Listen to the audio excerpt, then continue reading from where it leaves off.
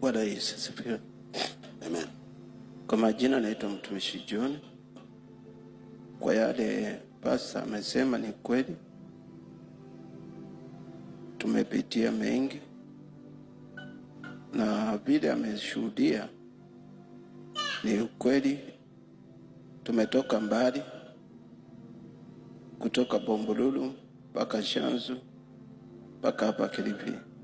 Ni miaka mingi, na kile naweza kusema ni ya kwamba huyo binti ambaye pasta amesema, Pasta Ezekiel, ilikuwa na crusade mahali panaitwa Mlungu wa Mawe. Na yule binti nilipokuwa namwombea, namfanyia deliverance kwa jina la Yesu, alikuwa anatapika pesa, anatapika shindano.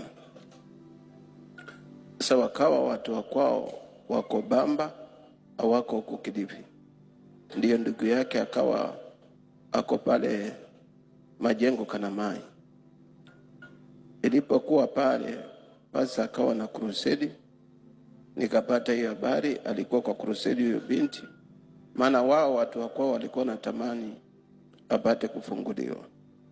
Na nashukuru Mungu kwa maana alifunguliwa. Na vile nilivyopata ripoti ni ya kwamba huyo binti aliolewa upande wa Mariakani. Kwa hivyo twashukuru Mungu kwa yale aliyofanya. Kwa hiyo list nilipata fununu, lakini sikupata ukweli uko wapi. Bali ninajua ya kwamba wakati huo tukifanya crusade, kuna kuku mbili zilikufa zikiwa zinaangaliana, moja inaangalia huku na ile nyingine inaangalia hivi. Hao watu walikufa siku hiyo hiyo, walikuwa ni wachawi wa familia. Nashukuru Mungu kwa maana mpaka leo naishi. Hiyo ilikuwa na 2019 pale 2020 ikielekea 2020 hapo ndio nikaanza kushikwa na shida ya miguu. Nilisikia kama nimedungwa na kitu hapa chini kwa mguu. Ikiendelea hivyo ikashika mpaka kwa mguu mwingine na miguu ikaanza kufura. Ilipoanza kufura nikawa sasa kutembea siwezi. Saa zingine natembea na kiti nikienda kwa madhabahu. Kwa hivyo nashukuru sana Mungu kwa ajili ya baba yangu Pasta Ezekiel. Amenitoa mbali ukweli, na kwa sababu ya utoto na mambo mengi ya dunia hii na kuwaza vibaya, nimekuja ili unisamehe baba. Na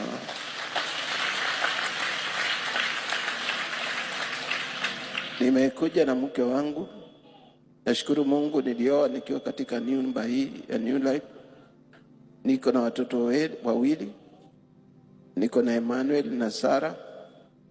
Sasa wako shuleni. Niko na mke wangu hapa. Tulioana hapa New Life. Na nashukuru Mungu kwa malezi ya baba. Na naamini Mungu atatusaidia na Mungu atatutangulia. Naomba tu kama mke wangu anaweza kusalimiana tu. Naomba. Amen.